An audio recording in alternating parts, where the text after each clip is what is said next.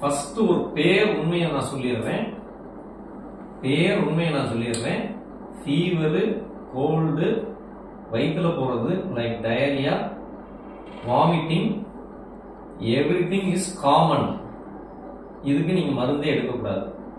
இதுதான் ஃபர்ஸ்ட் நீங்க தெரிஞ்சுக்க வேண்டியது.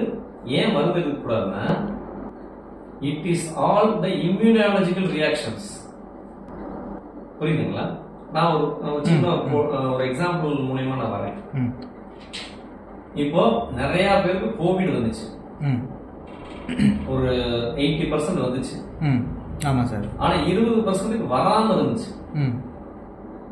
அப்போ இது நீங்க எப்படி எடுத்துக்குவீங்க?